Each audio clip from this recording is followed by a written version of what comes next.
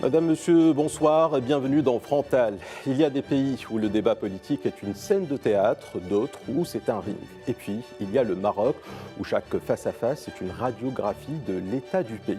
Ce soir, nous ouvrons non pas une joute, mais un miroir tendu entre deux visions du Maroc, celle du gouvernement en place et puis celle de l'opposition en veille active. D'un côté, Mohamed Chawki, député RNI, représentant de la majorité gouvernementale. De l'autre, Driss El Azami, figure du parti de la justice et du développement, ancien ministre, ancien maire de Fès et surtout opposant revendiqué.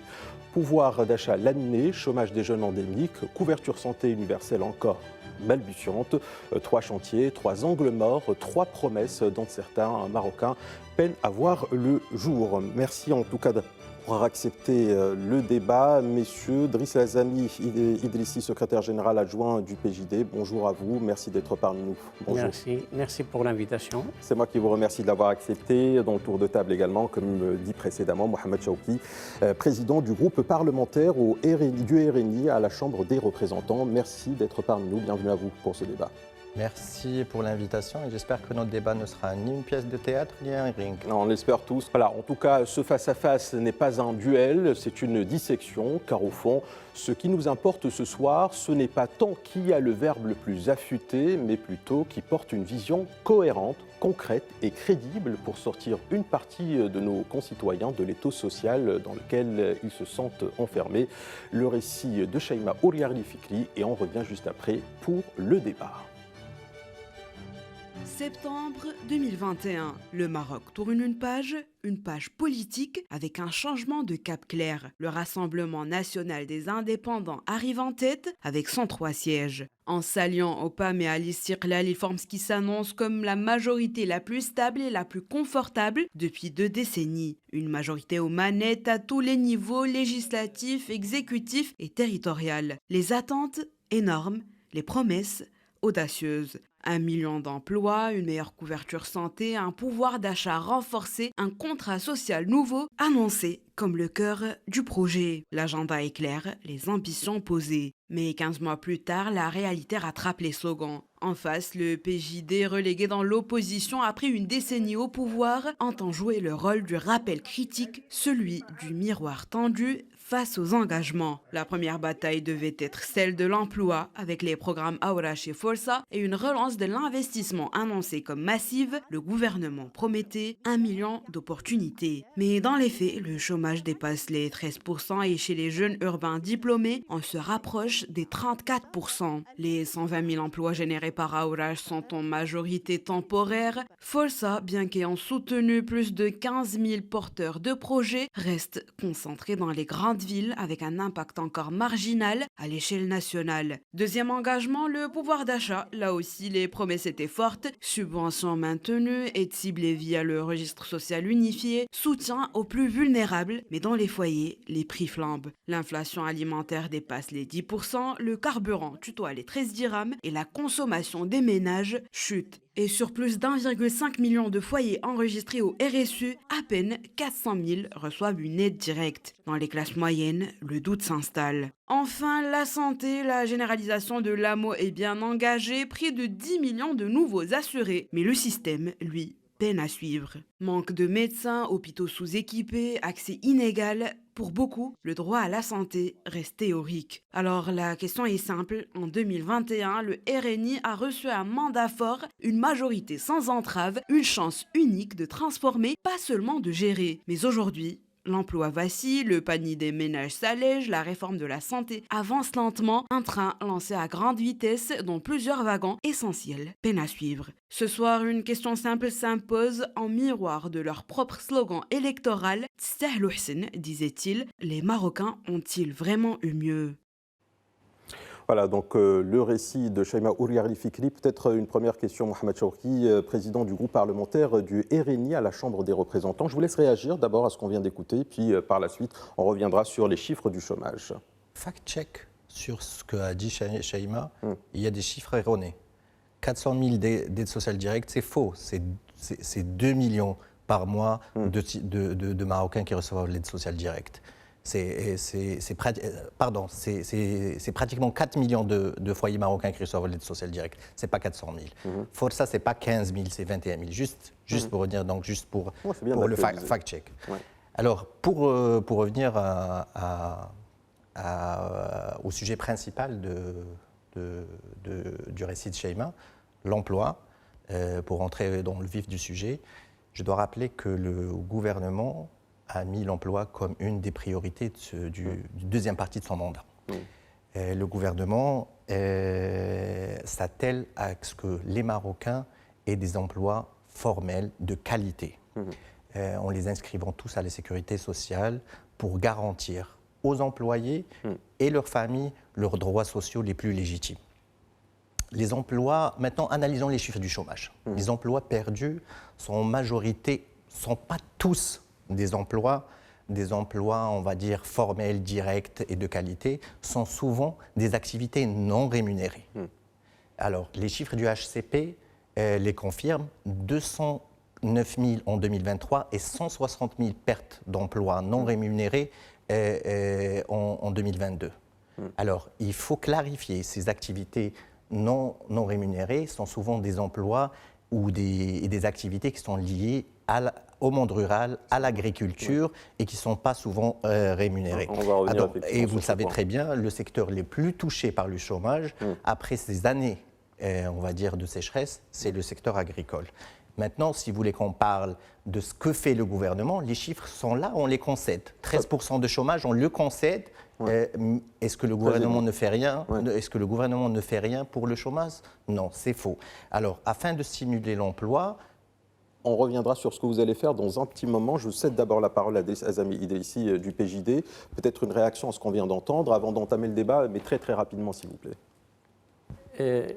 Tout d'abord, le récit a mis le point sur 3 questions principales. En fait, ce ne sont pas seulement des questions, ce sont des promesses qui ont été actées dans le cadre du programme gouvernemental voté en octobre 2021. Aujourd'hui, nous sommes en fin de mandat, plus de presque 3 années et demie. Et donc, je vais m'atteler à des chiffres. Si l'on prend la question de l'emploi, aujourd'hui, l'échec du gouvernement est un échec cuisant. Parce que le taux de chômage, aujourd'hui, il est à 13,3. C'est un taux qui n'a jamais été enregistré par le Maroc depuis les années 2000, et plus précisément pour l'année 2000. Ça, c'est le premier niveau. Le deuxième niveau, c'est un chômage qui touche les jeunes. Les jeunes de 15 à 24 ans, ils sont à un taux de 37,7 le premier trimestre 2025. Et c'est un chômage qui touche les femmes. Le taux d'activité des femmes aujourd'hui, il est autour de 18%. Alors, ces chiffres-là, ces réalités-là, qui sont des chiffres officiels, ils questionnent les promesses du gouvernement. Le gouvernement nous a promis 1 million d'emplois nets. Deuxième chiffre, le gouvernement nous a promis de faire passer de 20% en 2021 le taux d'activité des femmes de 20% à 30%. Et le gouvernement, maintenant, il a totalement changé son paradigme vis-à-vis de l'emploi, on va en parler. Qu'est-ce que je voudrais dire par là? Je voudrais dire que,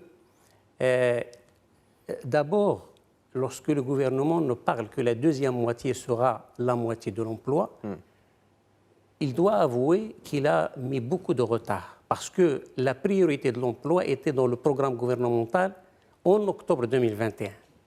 Et ce n'est qu'après 38 mois, je dis bien 38 mois, 28 mois pour que le chef de gouvernement vienne au Parlement lors de la présentation du bilan mi-mandat pour nous dire que je décrète que la deuxième moitié sera une moitié pour l'emploi. Ça, c'est le premier point. Et après les 28 mois, nous avons attendu 10 mois exactement pour avoir ce qu'il a appelé la feuille de route de l'emploi, et on doit en parler davantage. Donc, pour le gouvernement, c'est un échec cuisant, mais c'est également c'est un angle, j'allais dire mort, c'est un angle qui est sorti des radars, alors que c'est une priorité qui a été décrétée par le gouvernement dans le cadre du programme gouvernemental.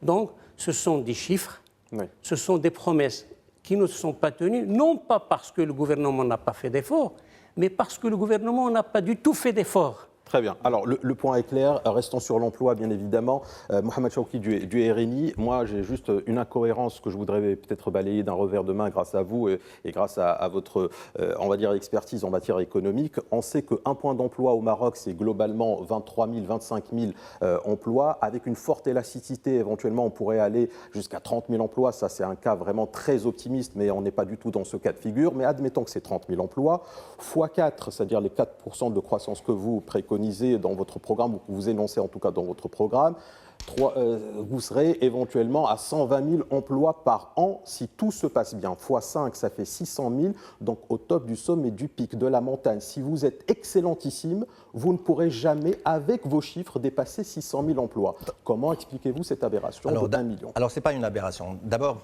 un point de PIB sur la première décennie du règne de Sa Majesté ne donnait pas 20 à 23 000 ou 25 000 emplois. Il donnait 32 à 33 000 emplois. Ça dépend de la dynamique et de la croissance de l'économie et comment l'économie va croître. Pour revenir au chômage, aujourd'hui, la complexité de ce sujet résulte de problèmes de fond. Et ces problèmes de fond viennent, il faut le dire, il faut l'avouer, de politiques de partis faibles aujourd'hui, qui essaient de muscler leurs bras en tapant sur le chef du gouvernement. Voilà la réalité. Alors, le gouvernement n'a pas changé de paradigme. N'a pas changé, monsieur. Excusez-moi, même à 33 000, vous ne faites pas les 1 million, hein, vous savez. Quel que soit le modus operandi, excusez-moi, mais quel que soit le modus operandi de votre manière de calculer, c'est impossible. Je vais vous dire. D'abord, le gouvernement n'a pas changé de paradigme. Les priorités du programme gouvernement sont là et le gouvernement ne fait que décliner ses engagements dans le programme gouvernemental qui sont la protection sociale, la santé, l'éducation et l'emploi. D'accord ? Alors, sans momentum, ce n'est pas à vous, ce n'est pas à l'opposition de le dicter, c'est au chef de gouvernement de coordonner l'action gouvernementale et de la décliner en fonction des priorités et ses engagements et sa responsabilité vis-à-vis du citoyen. Aujourd'hui, les chiffres, j'ai dit au début, on les concède, mais j'ai envie de dire que le gouvernement n'est pas... Est-ce qu'il ne fait rien? Non, ce n'est pas vrai. Le gouvernement a sorti une feuille de route, comme l'a dit M. Azami, une feuille de route ambitieuse qui veut créer... Vous ne répondez pas à la méthode de calcul. Dans ces conditions, vous ne répondez pas à la méthode de calcul. La méthode de calcul n'est pas le plus important. Aujourd'hui, c'est l'action gouvernementale. Vous avez décrété que ce n'était pas le plus important et que ce qui n'était pas aussi important, c'est que nous... L'action gouvernementale. Excusez-moi, quand vous dites que le gouvernement, on ne doit pas s'intéresser, c'est au chef de gouvernement de choisir. Laissez-nous choisir au moins nos questions. C'est pas à l'opposition. Ce que j'ai dit, c'est pas à l'opposition de dicter le momentum du gouvernement et ses priorités par rapport à la déclinaison de son programme gouvernemental. Je reviens sur le chômage, si vous permettez, M. Touassi. Alors, la feuille de route, qui est une feuille de route ambitieuse, qui veut créer 1,45 million d'emplois, avec une vision claire, avec un budget et des dotations financières mis dans la loi de finances, c'est 15 milliards de dirhams, 12 milliards de dirhams pour la stimulation de l'investissement, pour les primes à l'investissement qu'on a voté sur la loi de finances 2025, 2 milliards de dirhams pour les programmes d'insertion et de formation et 1 milliard de dirhams pour les zones rurales pour garder on va dire les surfaces de culture céréalière au même niveau. Donc c'est ça, l'action gouvernementale est claire. Maintenant, qu'est-ce qu'il nous faut? Toutes ces politiques d'emploi ne datent pas de ce gouvernement. Aujourd'hui, il nous faut un programme où on va dire des mesures qui convergent tous dans un programme unifié. Il nous faut donner plus d'action, on va dire à la NAPEC pour l'insertion et la formation. Il faut donner ou s'atteler sur les problèmes de décrochage scolaire, et c'est ce qu'est en train de faire Mohamed Saad Barrada, qui veut faire passer le décrochage scolaire avec ses collèges pionniers de 295 000 décrochants à 200 000 en 2026. Donc c'est ça la politique du gouvernement. Elle est claire, elle a un cap sur ça. Maintenant, ces taux de chômage qui sont arrivés à un niveau important, inquiétant, on le concède. Mais vous devez concéder, M. Azami, aussi, que les chiffres du HCP, qui, sur le premier trimestre 2025, ont déclaré 282 000 emplois créés en zone urbaine et contre 8 000 emplois perdus en zone rurale. Très bien. Driss Azami du PJD, je vous laisse répondre à cette question, mais deux observations. Est-ce que le RNI répond aujourd'hui à la méthode de calcul? Est-ce que vous êtes d'accord pour dire que ce n'est pas ce qu'il y a de plus important par rapport justement aux inquiétudes que peuvent avoir nos concitoyens par rapport à la méthodologie, encore une fois? Aujourd'hui, le problème n'est pas un problème de méthodologie de calcul. Aujourd'hui, le problème, c'est un problème d'un taux de chômage exceptionnel qui est de 13,3%. Et je concède que ce n'est pas l'opposition qui fixe le momentum, mais je dis également et avec force, ce n'est pas le chef du gouvernement qui fixe le momentum. Le chef du gouvernement, il est allé devant le Parlement en octobre 2021 et il a déclaré le chômage et l'emploi comme étant une priorité nationale. Il vient après 28 mois, je dis bien après 28 mois. C'est une erreur politique grave. Le fait de déclarer en octobre 2021 que le chômage c'est une préoccupation majeure des citoyens marocains et attendre 28 mois pour déclarer que je prends à bras le corps cette question-là et attendre 10 mois après pour venir en avril 2025 et présenter une feuille de route vide. Et je vais vous dire pourquoi. C'est une feuille de route dotée de 15 milliards de dirhams. Les 12 milliards de dirhams, c'est quoi? C'est encore une fois un décret qui a été tardé plus de 17 mois. Un décret qui concerne les PME. La Charte nationale de l'investissement, elle a été publiée au bulletin officiel en décembre 2022. La loi donnait ordre au chef de gouvernement de sortir les décrets concernant les PME et les très petites entreprises, maximum les 12 mois. Les 12 mois sont passés. Et 17 mois après, ce n'est qu'en avril 2025 que le chef de gouvernement vient avec un décret. Le décret, il n'est pas encore opérationnel. La feuille de route, c'est la mutualisation des programmes existants, c'est-à-dire les programmes des anciens gouvernements. Notre chef de gouvernement, après un retard de 28 mois, après un retard de 38 mois, qu'est-ce qu'il va faire? Il va mutualiser les programmes. Bravo. Je lui dis bravo. Qu'est-ce qu'il va faire? Il va consolider le travail de l'ANAPEC. Bravo. Il va travailler sur la déperdition scolaire. Oui. Bravo. Il va travailler sur le travail des femmes en créant des crèches, etc. Bravo. C'est ça la feuille de route. Et je vais vous dire, 15 mois. Il nous reste 15 mois pour il ne reste que 15 objectifs. mois et c'est une feuille de route qui ne fait que de réchauffer. Elle réchauffe les programmes existants. Il va consolider l'ANAPEC, il existe depuis X temps. Les programmes concernant... Et là. Deuxième point, et c'est là où est l'angle mort et le manque de stratégie de politique économique de ce gouvernement-là. Il y a une semaine, le chef du gouvernement a présenté une nouvelle feuille de route pour le commerce extérieur. On ne parle pas de commerce extérieur là. Alors le commerce extérieur, dans ce commerce extérieur, il y a deux points essentiels auxquels le chef du gouvernement n'a pas dit mot. Il y a un décret qui concerne le soutien spécifique dédié au développement des entreprises à l'international. Oui. Vous présentez une feuille de route et la loi cadre de charte de l'investissement vous dit, en tant que chef de gouvernement, et ce n'est pas à vous de fixer le momentum, c'est la loi cadre qui fixe le momentum. Ce sont les priorités du citoyen qui fixent le momentum. Vous n'êtes pas là dans une entreprise privée, vous fixez les momentum à votre guise. Vous êtes là dans une vous êtes là un chef de gouvernement et le momentum il est fixé par les attentes des citoyens et par vos engagements vis-à-vis du Parlement.